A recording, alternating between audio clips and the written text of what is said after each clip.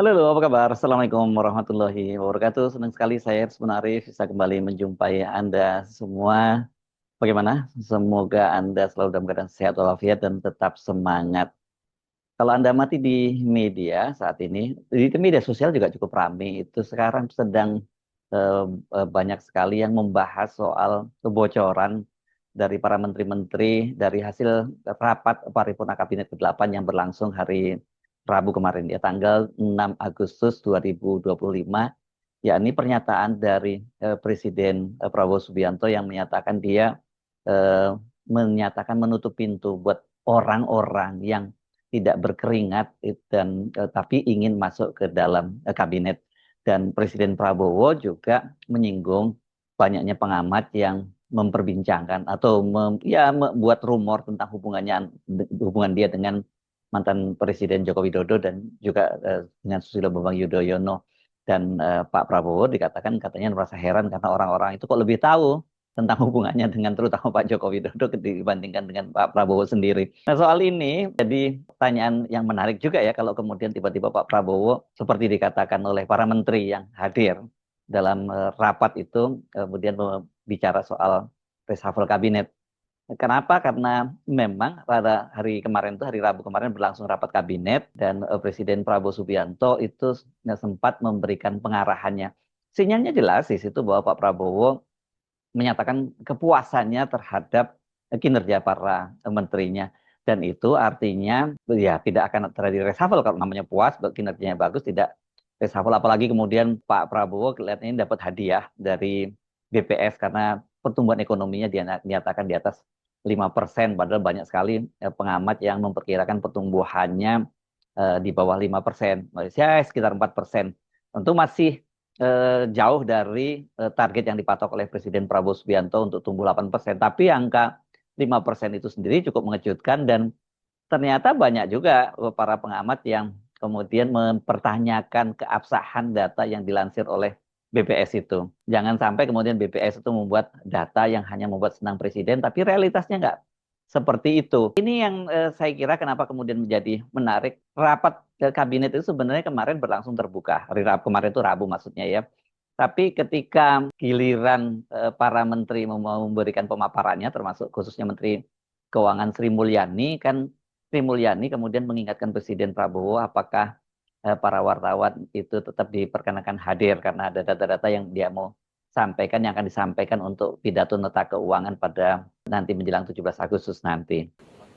Terima kasih izin Bapak Presiden, Bapak Wakil Presiden, Bapak dan Ibu sekalian dari Kabinet Merah Putih. Bismillahirrahmanirrahim. Assalamualaikum warahmatullahi wabarakatuh. Bapak Presiden, Bapak Wakil Presiden dan Kabinet, kami ingin menyampaikan rancangan APBN 2026.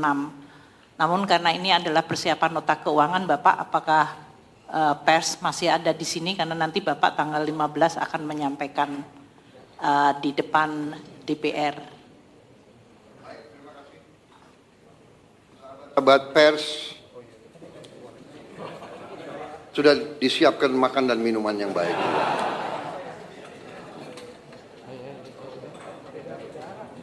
Ngusirnya secara halus, nggak mengusir.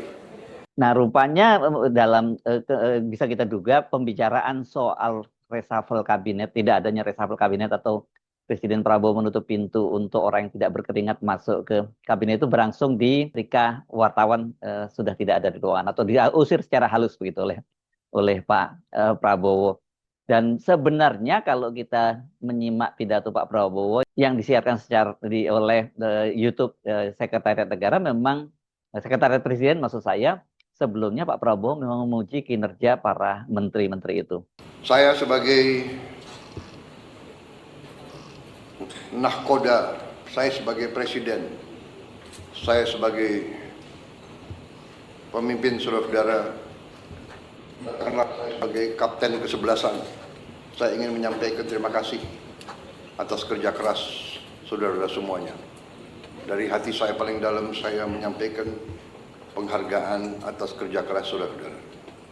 Jadi kalau lihat pernyataan atau kalau menyimak pernyataan Pak Prabowo, ya Pak Prabowo kelihatannya memang tidak merencanakan reshuffle kabinet. Ini jadi tanda tanya buat kita semua karena tentu saja ini rame-rame dugaan adanya reshuffle kabinet itu kan berkaitan dengan ada setidaknya dua peristiwa penting yang saling berkaitan, yakni soal pemberian abolisi dan amnesti ya kepada Tom Lembong dan kepada Hasto Kristianto.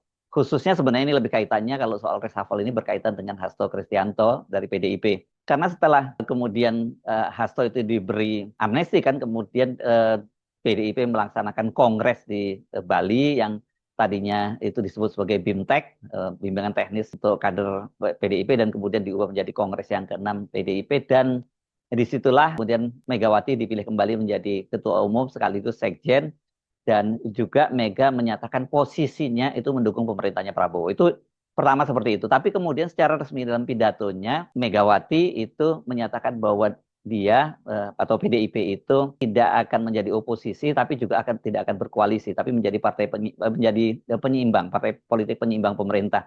Ini yang kemudian memastikan bahwa PDIP itu tidak akan masuk dalam kabinet. Karena semula kan banyak yang menduga tapi juga bukan hanya seperti yang menduga, tapi berharap juga bahwa dengan dukungan PDIP itu berarti PDIP masuk ke dalam pemerintahan. Dan sejauh ini kan kalau kita menyimak pernyataan-pernyataan Pak Prabowo, itu sesungguhnya yang diharapkan oleh Pak Prabowo. Semua elemen politik masuk dalam pemerintahan yang dia sebut sebagai kemudian pemerintahan gotong royong. Jadi enggak, dan karena memang sama seperti halnya Ibu Megawati, Pak Prabowo juga menyatakan bahwa sistem pemerintahan di Indonesia tidak mengenal namanya oposisi. Dan Pak Prabowo juga menginginkan semua. Artinya kan nggak salah kalau orang menafsirkan kemudian bahwa PDIP juga akan masuk dalam pemerintahan. Dan ini jadi persoalan kan adalah hubungan antara Ibu Megawati dengan Jokowi. Ya, kalau kemudian PDIP itu masuk ke dalam pemerintahannya, bagaimana itu hubungan antara Pak Prabowo dengan Pak Joko Widodo? Karena PDIP jelas tidak mau duduk dalam satu pemerintahan bersama dengan Jokowi atau setidaknya ada di situ Gibran Rakabuming anak Jokowi di dalam pemerintahnya Prabowo. Ini yang agak pelik ya karena PDIP jelas posisinya menyatakan mendukung pemerintahannya itu pemerintahan Prabowo tidak pemerintahannya Gibran. Tapi realitasnya kan pemerintahan sekarang itu diakui atau tidak diakui oleh PDIP, diakui atau tidak diakui oleh rakyat itu pemerintahnya Prabowo Gibran. Itu realitas yang mesti kita terima. Nah, jadi ketika kemudian PDIP menyatakan bahwa dia tidak masuk ke pemerintahan dengan menyatakan bahwa dia bukan oposisi tapi juga bukan koalisi, tapi dia adalah penyeimbang, ya berarti kan PDIP tidak akan masuk ke kabinet. Saat itulah kemudian kok tiba-tiba kenapa Pak Prabowo menyinggung soal tidak ingin ada orang yang berkeringat masuk ke dalam kabinet. Karena kalau tadinya kemudian PDIP itu masuk ke dalam kabinet, kan berarti PDIP juga bukan orang yang berkeringat. Kenapa? Karena PDIP kan pada Pilpres 2024 lalu menjadi kompetitor dari Pak Prabowo. Kita ingat pada Pilpres yang lalu ada 3 pasang calon, Anies Baswedan berpasangan dengan Muhaimin Iskandar, kemudian Prabowo Subianto berpasangan dengan Gibran Rakabuming, dan PDIP bersama partai-partai lain koalisinya, ada P3, ada Perindo, dan Hanura, itu kan mengusung pasangan Ganjar Pranowo Mahfud MD. Jadi kalau dalam konteks orang yang berkeringat adalah partai-partai yang tergabung dalam Koalisi Indonesia Maju. Itu saja ya. Kalau sekarang kan isinya justru Koalisi Indonesia Maju plus partai-partai seperti PKB, partai kemudian seperti Nasdem, kemudian juga PKS. Ini kan bukan partai yang berkeringat karena mereka tadinya mengusung Anies Baswedan dan Muhaimin Iskandar. Tapi PKB kan mendapatkan kursi yang cukup signifikan. Kemudian PKS dapat 1 kursi, kecuali Nasdem yang mendukung pemerintahan, tapi tidak menempatkan kadernya dengan alasan dia tidak etis lah itu. Ya nggak berkeringat gitu ya mungkin maksudnya. Nah kalau sekarang kemudian disinggung orang yang tidak berkeringat masuk, siapa yang dimaksud? Karena PDIP jelas sudah memutuskan tidak masuk. Apakah itu Anies Baswedan yang dimaksud?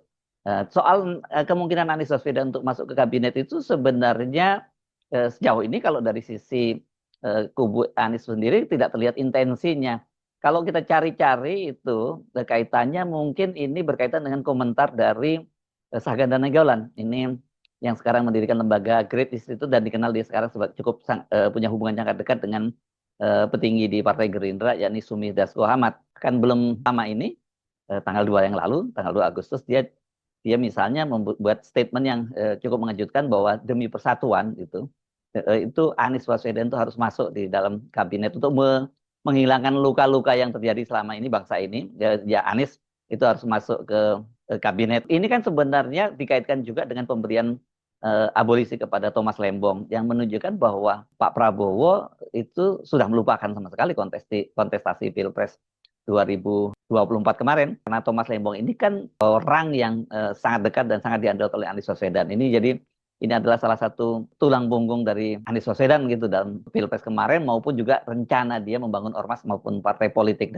dan itu juga diberi abolisi oleh Presiden Prabowo. Jadi artinya tidak ada soal itu, soal hard feeling. Dan kalau kemudian Anies masuk di kabinet pemerintahnya Pak Prabowo, mungkin itu yang dibayangkan oleh Sahgan dan Nainggolan, itu betul-betul bersatu. Tapi dengan PDIP sudah tidak masuk ke dalam kabinet, sesungguhnya keinginan untuk memasukkan Anies itu juga jadi kehilangan relevansinya. Kenapa? Karena kalau toh Anies masuk dan kemudian tidak ada PDIP, kan juga nggak berarti bukan kabinet persatuan seperti yang dibayangkan. Kita masih cuma bisa menduga-duga apa yang dimaksud oleh Pak Prabowo. Tidak ada orang yang tidak berkeringat ingin masuk kabinet itu. Apa? Tentu sebagai seorang presiden, Pak Prabowo punya sumber-sumber informasi yang kita tidak bisa tidak tahu, tidak bisa mengaksesnya, dan dia tahu bahwa ada orang-orang tertentu yang ingin masuk ke dalam kabinet padahal sebenarnya dia tidak punya jasanya. Ya itu sebenarnya bagus-bagus saja, dan bagi kita saya kira civil society memang jangan semua kekuatan politik yang ada itu masuk ke dalam kabinet. Kan dengan begitu tidak ada check and balance. Terutama kan dalam kasus PDIP ini. Saya sebelumnya menyebutnya mixed feeling sebenarnya ketika ada kabar PDIP itu mendukung pemerintahnya Pak Prabowo dan kemudian mau masuk ke dalam kabinet itu. Satu, ada tentu saja banyak yang menginginkan kenapa PDIP itu penting masuk ke dalam kabinet. Ini sebenarnya dalam kalkulasi yang pragmatis agar ya PDIP itu bisa mendorong keluar anasir-anasir Joko Widodo dari kabinet. Karena jelas kalau kemudian PDIP masuk ke dalam kabinet, ya mau tidak mau mereka akan mewarnai sebagai partai besar, mereka dapat jatah kursi yang cukup banyak. Dan kedua, jelas posisi mereka berseberangan dengan Joko Widodo dan Gibran Rakabuming. Ini yang oleh kalangan aktivis melihat secara pragmatis, mereka melihat penting untuk memasukkan PDIP agar masuk ke dalam kabinet. Dengan begitu, satu babakan untuk membersihkan orang-orang Jokowi itu bisa dilakukan. Tetapi banyak juga yang sebenarnya mengkhawatirkan kalau kemudian PDIP itu masuk ke dalam kabinet. Karena bagaimanapun juga kalau kemudian PDIP masuk ke dalam kabinet, maka pemerintahan itu akan kehilangan kontrolnya di DPR. Sebagai partai terbesar di parlemen, dan kemudian performanya selama dia menjadi oposisi itu, PDIP itu cukup diandalkan, bisa diandalkan kalau dia berada di kubu oposisi, dia bisa menjadi alat kontrol pemerintahan yang cukup efektif. Jadi kalau kita lihat dari sisi proses demokrasi yang sedang berjalan, proses check and balance, memang lebih bagus PDIP itu berada di luar pemerintahan ketimbang masuk ke dalam pemerintahan. Jadi itulah mixed feelingnya, dan sekarang PDIP kan sudah memutuskan untuk berada di luar pemerintahan, kendati tentu saja dia tidak menjadi oposisi. Dalam bahasa formulanya Ibu Megawati kan selama menjalankan rakyat sesuai dengan undang-undang dan sebagainya, didukung akan didukung, tapi kalau kemudian keluar dari rel konstitusi itu ya akan bersikap kritis. Ini cukup bagus gitu. Dan orang seperti Anies Baswedan saya kira juga akan jauh lebih bagus kalau dia berada di luar pemerintahan. Dia bersama civil society menjalankan kontrol terhadap pemerintahan. Dengan cara begitu pemerintahan dari Pak Prabowo Subianto bisa dikontrol, karena sangat berbahaya sebuah pemerintahan yang kuat didukung oleh semua kekuatan partai politik, dan kemudian tidak ada peran civil society yang berada di luar itu yang melakukan kontrol. Nah, makanya ini kalau kemudian isu itu muncul bahwa ada orang yang tidak berkeringat masuk ke dalam kabinet, siapa orang ini gitu ya. Kalau orang-orang ini adalah orang-orang kalangan pragmatis saja gitu ya, yang ya ingin sekedar masuk ke dalam kabinet untuk ikut berbagi kue kekuasaan, ya saya kira ini figur-figur seperti ini nggak terlalu signifikan. Kalau dia masuk kepada pemerintahan juga orientasinya pasti tidak jelas, karena orientasinya lebih pada kekuasaan dan kemudian mendapatkan rente ekonomi dari sebuah pemerintahan. Sementara ketika dia di luar pemerintahan, sebenarnya juga dia tidak akan menjalankan fungsi kontrol sebagaimana partai PDIP atau civil society lain yang selama ini menjalankan kontrol terhadap pemerintahannya. Jadi ya orang yang tidak berkeringat yang mau masuk ke dalam kabinet ini nggak terlalu signifikan, kecuali kalau betul yang dimaksud itu orang seperti Anies Baswedan misalnya, tiba-tiba dia ingin masuk ke dalam kabinet, ya saya kira ini menjadi kabar buruk bagi civil society, karena ternyata bahwa Anies Baswedan juga tidak lebih dari para politisi lainnya yang hanya berpikir secara pragmatis masuk dalam kekuasaan. Padahal harusnya ketika dia kemarin kalah pada Pilpres 2024, dia membangun sebuah kekuatan di luar pemerintahan sebagai fungsi kontrol.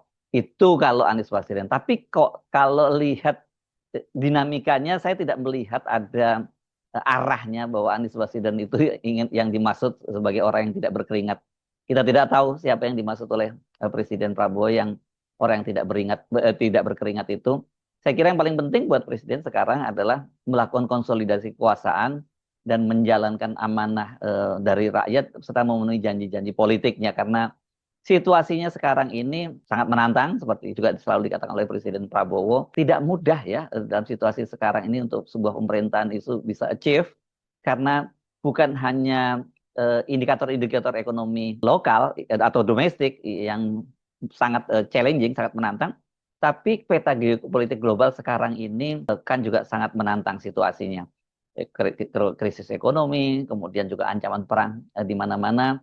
Bagi pemerintahan Prabowo yang paling penting adalah merebut kembali kepercayaan rakyat, itu yang selama ini memang membuat seperti yoyo gitu ya, tingkat dukungan rakyat terhadap pemerintahan ini ya kaitannya hubungannya dengan mantan Presiden Joko Widodo. Rakyat ingin sepenuhnya ya Pak Prabowo menjadi presiden sesuai yang diberi mandat penuh oleh rakyat, dan itu tidak di bawah bayang-bayang Presiden Jokowi. Dan itu kan sebenarnya sudah ditunjukkan oleh Pak Prabowo kemarin dengan menerbitkan amnesti dan abolisi. Jadi jangan lagi kemudian mundur lagi seperti peristiwa tiba-tiba sowan lagi ke Solo. Kalau seperti ini nanti lama-lama tingkat kepercayaan rakyat juga habis dan sulit untuk merebut kembali tingkat kepercayaan rakyat yang sudah tercederai. Saya Hersbun Arif, sampai jumpa lagi. Wassalamualaikum warahmatullahi wabarakatuh.